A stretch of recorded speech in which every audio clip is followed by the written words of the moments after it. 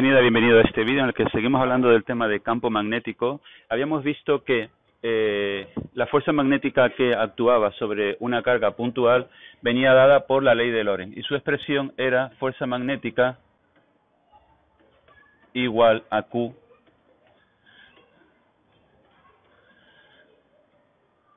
V por B. De tal manera que esto me permitía demostrar que, como la fuerza magnética es el producto vectorial del vector V y el vector B, en todo momento esa fuerza magnética será perpendicular a esos dos vectores. Y habíamos visto además que en el caso de que el campo magnético B fuese constante, entonces nos encontrábamos en un movimiento circular y uniforme, donde en general lo que te van a pedir será el radio y el periodo. Habíamos visto además que el periodo era independiente de la velocidad con la que esas cargas penetran en esa región del campo magnético. Y a su vez que el radio, además de ser proporcional a la velocidad, resultaba ser proporcional a la masa m. El hecho de que el radio fuese proporcional a la masa m provoca que podamos construir los espectrógrafos de masa, de los cuales ya hemos hablado en un vídeo anterior. El hecho de que el periodo permanezca constante independientemente de la velocidad me permitía hablar de los ciclotrones o aceleradores de partículas. El ciclotrón además es condición necesaria para poder usar el ciclotrón tener un selector de velocidades, puesto que para que un ciclotrón funcione de tal manera que el radio solo dependa de la masa, me tenía que asegurar de que todas las partículas entrasen con la misma velocidad. De ahí que explicásemos cómo funcionaba ese dispositivo. Además de aquí, del hecho de movimiento circular y uniforme, habíamos visto que los campos magnéticos se utilizan como trampas, son trampas para iones o en general para cualquier tipo de carga. Bien, aquí estamos hablando siempre sobre la fuerza que actúa sobre una carga puntual. Bien, pero ¿qué requisito tiene que darse para que sobre una carga puntual actúe una fuerza magnética? Tiene que darse un requisito fundamental, y es que por un lado la carga tenga velocidad y por otro lado, detalle importante, por si te lo preguntan en la PAU, que la velocidad y el campo magnético no sean paralelos. Cuestión PAU. ¿Puede pasar que una carga esté en la región de un campo magnético de tal manera que no actúe ninguna fuerza sobre ella? Sí, resulta que la velocidad y el campo magnético son paralelos. En el caso de que una partícula entre con una velocidad v de forma paralela a un campo magnético, entonces sobre esa partícula no actúa ninguna fuerza magnética. Muy bien, ¿dónde tenemos nosotros realmente cargas en movimiento? Pues tenemos cargas en movimiento en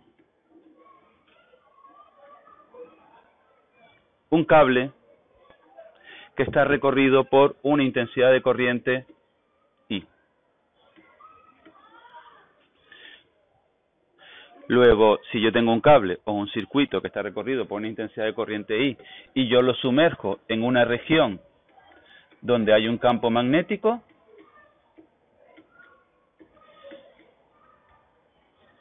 ¿qué le va a pasar a ese cable? Que sobre él actúa una fuerza magnética. Sobre ese cable actúa una fuerza magnética.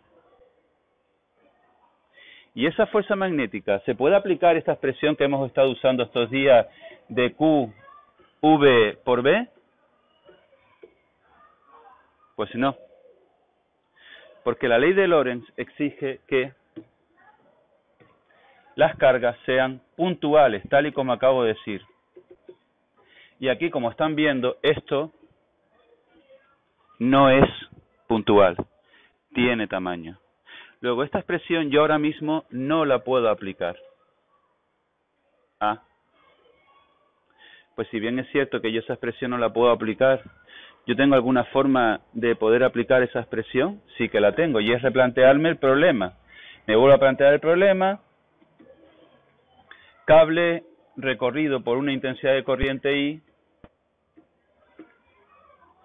¿Y qué voy a hacer?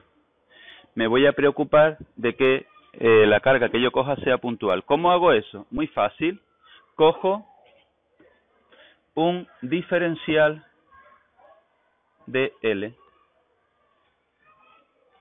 Cojo un diferencial de L en ese circuito. Es decir, cojo un trocito de cable que sea infinitesimal. Es decir, pequeño, pequeño, pequeño, pequeño, pequeño. En este trocito de cable que es pequeño, pequeño, pequeño, pequeño, aquí, ¿cuánta carga hay? Hay una carga diferencial de Q. Para esa carga diferencial de Q que está en ese elemento infinitesimal, si aquí hay un campo magnético B, este campo magnético B, sobre esa carga diferencial de Q, que sí que es puntual, ¿puedo aplicar la ley de Lorentz? Sí. Para esa carga sí que puedo aplicar la ley de Lorentz. Es decir, que para este elemento diferencial de Q sí que puedo escribir esta fórmula. F es igual a Q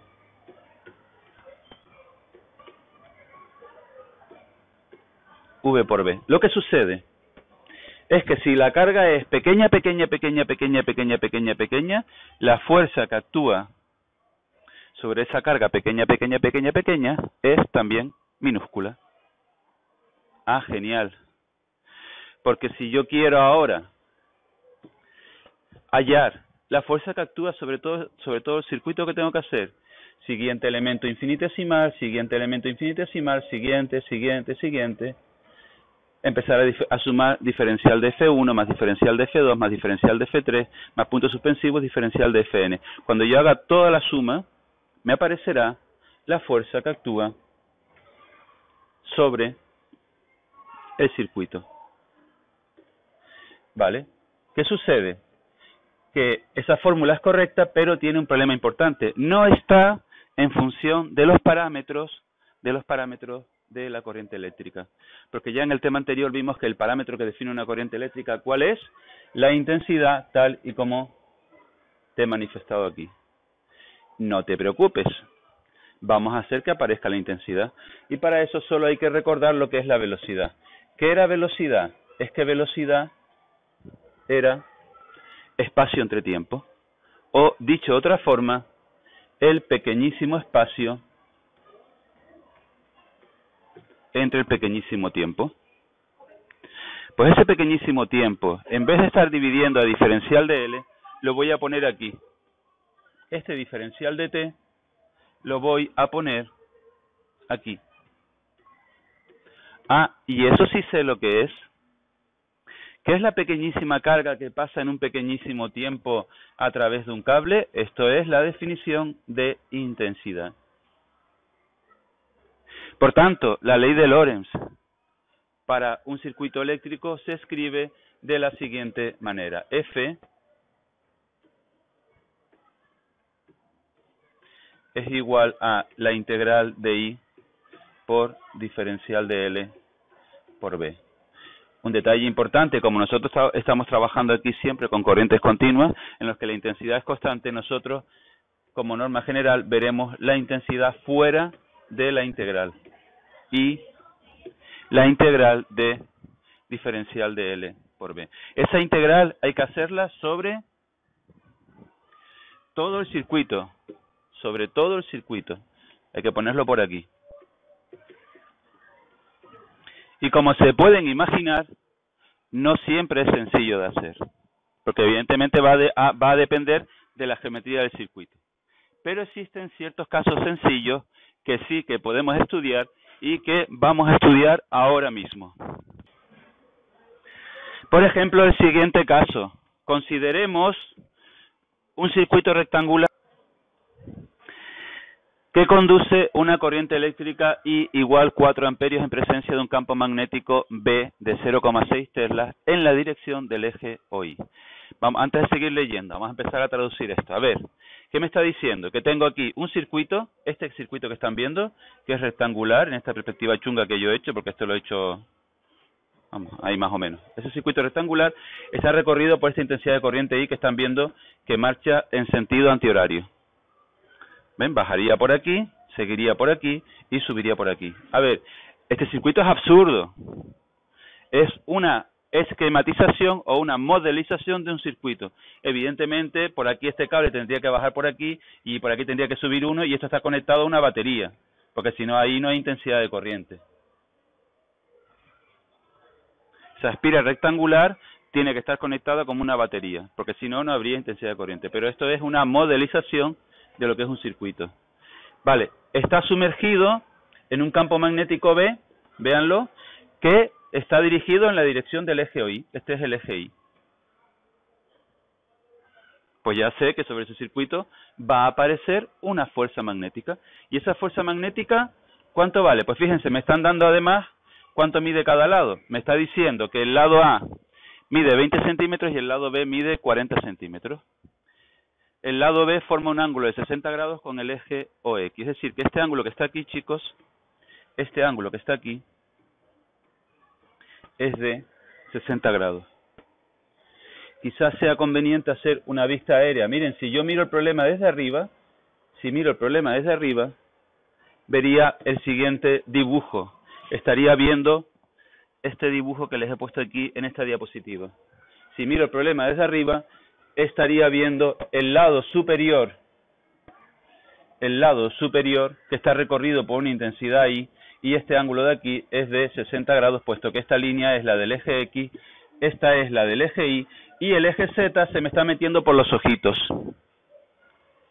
Por eso no lo puedo dibujar. Muy bien, vuelvo otra vez a la diapositiva anterior, solo quería que vieran cómo se vería desde arriba. Y en este caso, ¿cómo hallo la fuerza magnética que actúa sobre este circuito? Pues lo que tengo que hacer es aplicar la ley de Lorentz que acabamos de ver. Fuerza magnética es I, la integral de diferencial de L por B. Atentos, tenemos 4 lados. Por tanto, a cada uno de los lados les voy a designar con un numerito. Como no me acuerdo cuál le puse, voy a mirarlo aquí en la siguiente diapositiva. Ahí está. Miren, al lado superior y al inferior lo designé como F1, como lado 1 y lado 3. En tanto que a los lados que son verticales los llamé 2 y 4. Lado 1,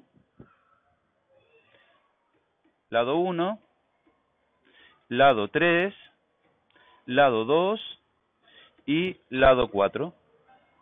Ah, pues si yo quiero hallar la fuerza total, la fuerza neta que actúa sobre todo el circuito es hacer F1 más F2 más F3 más F4. ¿Y qué tengo que hacer para evaluar la fuerza que actúa sobre cada uno de esos lados? Aplicar esta formulita. Y la integral de diferencial de L por B. Y para hacer eso, voy a empezar en primer lugar por el lado 2 y por el lado 4, porque son los más sencillos de ver. A ver, tengo que hacer la integral de diferencial de L por B. Tengo que hacer este producto vectorial. Atentos, chicos, súper importante. ¿Cómo se hace ese producto vectorial? Diferencial de L es un cachito de circuito que lo tomas en la dirección o en el sentido del giro de la corriente. Por tanto, si yo marco aquí diferencial de L, esto es diferencial de L en el circuito 2. Bueno, lo he hecho en el circuito 2, lo podría haber hecho en el 4, da igual. Esto es diferencial de L ahí, en ese lado. Vean el campo magnético B hacia dónde va. El campo magnético B va según el eje OI. Si aplicas la regla de la mano derecha, ¿qué te dice? Que si con los 4 dedos, que no es el dedo pulgar de la mano derecha, tú marcas el giro que va del primer vector al segundo, si tú con la mano derecha marcas este giro, el dedo pulgar te está diciendo cómo está saliendo F. Es decir, sin tener que recurrir a la cajita, ya sé que F es vector unitario menos I, porque este es el eje X. Y como se está metiendo en la pizarra ahora mismo, o en la pantalla de tu ordenador, significa que va hacia el interior de la pantalla del ordenador. Oye, es que no, que tú tienes un día espesito, ni regla derecha, ni nada, tú no ves eso. No te preocupes, recurre a la cajita nunca te va a engañar. Tú escribes, vamos a hacer este producto vectorial, pues tú escribes cajita, vector unitario y JK, escribes ahora diferencial de L. Este vector diferencial de L, ¿cómo se llama en función de esa base que yo estoy tomando como referencia eje X, eje Y y eje Z? Pues como yo veo que está en la dirección del eje Z, se llama 0Y, 0J, diferencial de L. Porque ese vector ahora mismo es diferencial de L, K. ¿Y cómo se llama el vector B? El vector B se llama 0, B, 0. Pues bien, lo único que tienes que hacer es multiplicar diagonal principal, 0. Paralela por esquina opuesta, 0. La otra paralela por la esquina opuesta, 0. Secundaria, diagonal secundaria, 0. Paralela por esquina opuesta, 0. Y esta paralela por esquina opuesta, que me está dando B, diferencial de L, y con un signo menos delante, porque recuerden que cuando multiplicábamos en sentido contrario, había que anteponerle un signo menos. Menos B, diferencial de LI.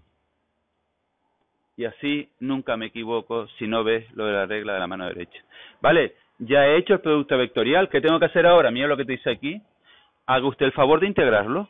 Bueno, genial, lo integro. Como la B constante sale fuera de la integral, la B constante valía 0,6 Tesla, sale fuera de la integral. Y la integral de diferencial de L, ¿qué es? ¿Qué es la integral de diferencial de L? La integral de diferencial de L es L, pero L sería este lado, o sea, A. Menos B, A, I. Y me falta multiplicarlo delante por la intensidad. Menos I, A, B. Ya tengo la fuerza sobre el lado 2. Chicos, ya tengo esta fuerza F2. Ya tengo esta casillita. Esa casillita vale menos, vamos a escribirlo, vamos a ir rellenando aquí huecos. Esta casillita vale menos I, A, B, vector unitario I. Oye, como te puedes imaginar, resulta que para el lado 4, el proceso es exactamente igual, solo que ahí diferencial de L va hacia abajo. Y como el campo B va hacia allá, cuando yo con la regla de la mano derecha hago el giro que va de diferencial de L a B, resulta que F4 está saliendo de la pizarra o en tu caso de la pantalla del ordenador. Y por tanto F4 va a ser idéntico a F2, F4 va a ser idéntico a F2 pero positivo. F4 si yo hago todos los cálculos saldrá igual. Por tanto en esta casillita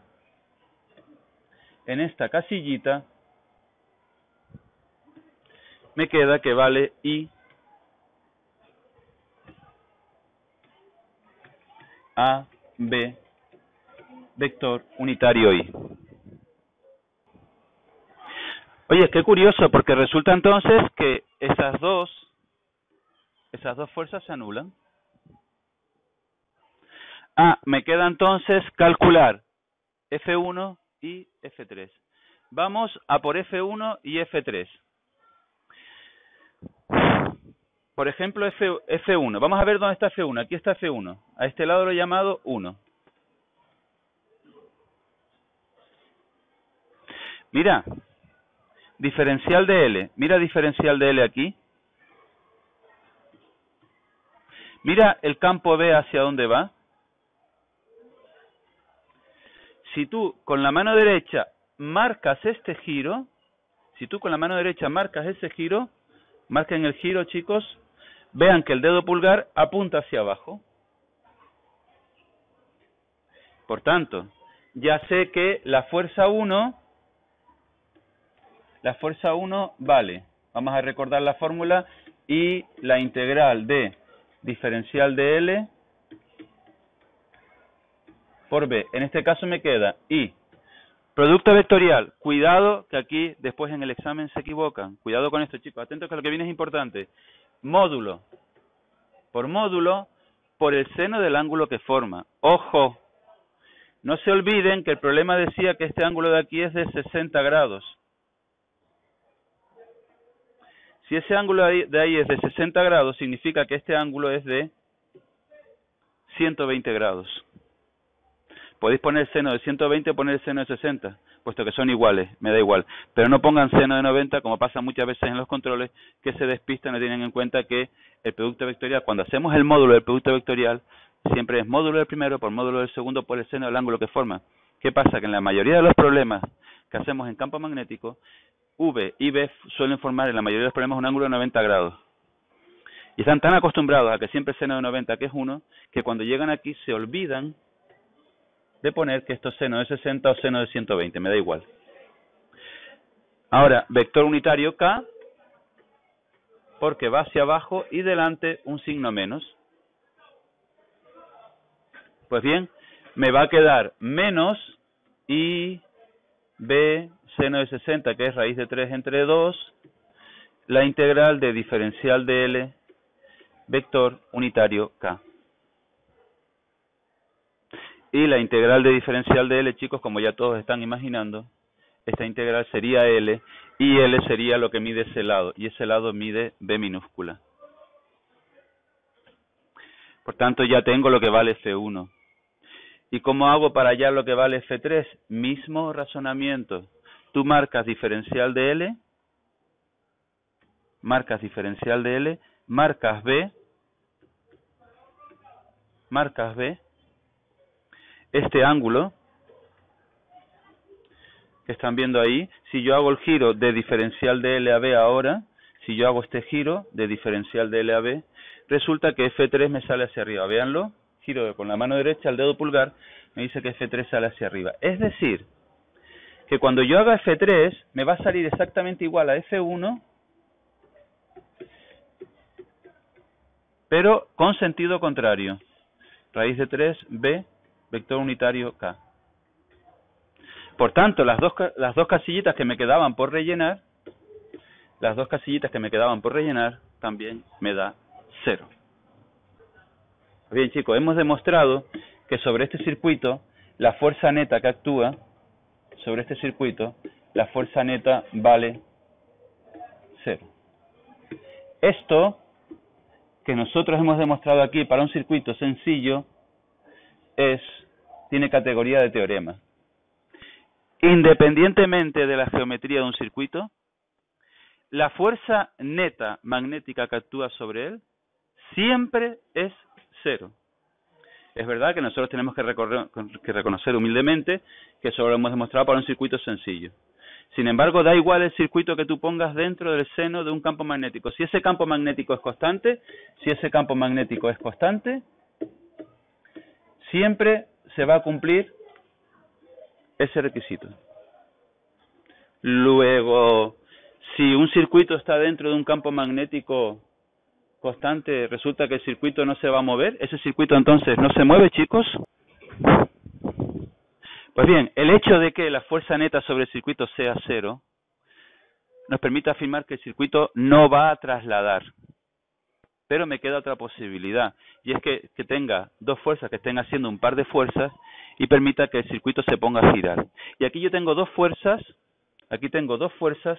que están haciendo un par de fuerzas. Recordemos que la condición para que un sistema o un objeto gire es que la fuerza se aplica a una cierta distancia del eje de giro, y recordemos además que la situación ideal sería que la fuerza con la distancia forme un ángulo de 90 grados. De ahí viene la razón de ser de escribirlo en forma de producto vectorial. Se llama momento de una fuerza. Piensen en el ejemplo de cuando quieres abrir una puerta, lo más fácil es tirar del picaporte y siempre, en general, la mano forma un ángulo de 90 grados con la puerta. Esa es la razón de ser. Pues bien, si yo veo el problema desde arriba, se ve mejor. Vean, esta es la puerta, esta es la puerta, y sobre esa puerta hay dos fuerzas cuyos momentos se están sumando. ¿Por qué? Porque esta fuerza F2 quiere que esa puerta, ese circuito gire así, y esta fuerza F4 quiere que gire así. Se están sumando los efectos, lo que se conoce como un par de fuerzas. Las dos fuerzas están ayudando a que ese circuito gire. ¿Y cuánto vale el momento que está actuando sobre ese circuito? Pues es la fórmula que les acabo de poner. Momento es igual producto vectorial de R por F. ¿Yo qué tengo que hacer? Coger un eje de giro. Eso da igual, chicos. Se pueden poner aquí, se pueden poner aquí, se pueden poner aquí, o se pueden poner en el punto medio. Es indiferente. Es indiferente lo que tú cojas como eje de giro. Por ejemplo, una forma rápida de acabar es, si yo me pongo aquí, si elijo este como eje de giro, entonces F4 no hace momento, puesto que está aplicado en el eje de giro y la distancia al eje de giro es 0, el momento que hace es 0. Pero esta fuerza F2 sí que hace un momento que se llama momento de la fuerza 2, que sería distancia, que este lado se llamaba B, por la fuerza F2, que creo recordar que valía IBA, IBA me parece que era así, IBA por el seno del ángulo que forma. ¿Qué ángulos forman ahora mismo? Seno de 60. Pues ese es el momento que está actuando sobre ese circuito y que hace que el circuito se ponga a girar. Pues bien, ese sistema es el que tú tienes cuando los Reyes Magos te dejaban los cochecitos esos eléctricos.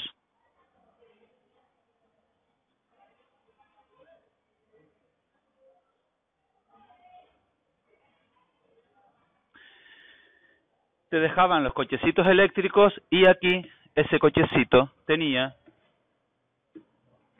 enganchadas unas ruedas. Le dabas al interruptor, tenía las baterías bien puestitas, la corriente eléctrica circulaba por el circuito y al estar el circuito en el seno de un campo magnético aparecía un par de fuerzas que hacía que esto se pusiera a girar. Entonces estabas tú todo contento jugando con el cochecito. Evidentemente, si tú abrías el cochecito y sacabas el imán o la bobina que provocaba el campo magnético, pues muchas veces que le des al interruptor no va a girar. Pues bien, esto es fundamental en todos los dispositivos eléctricos. Cada vez que tú pienses en un giro, y mira que hay giros en ingeniería, cada vez que tú pienses en un giro, hay un circuito eléctrico dentro de un campo magnético. Y si no, esta noche, cuando nadie te vea, desmonta el taladro y verás que hay un circuito eléctrico y por fuera está la bobina que provoca que gire. Pues nada, nos vemos en el próximo vídeo. Espero que este vídeo te haya sido útil para entender cómo es el efecto que provoca un campo magnético a un circuito que está en su seno. Hasta luego.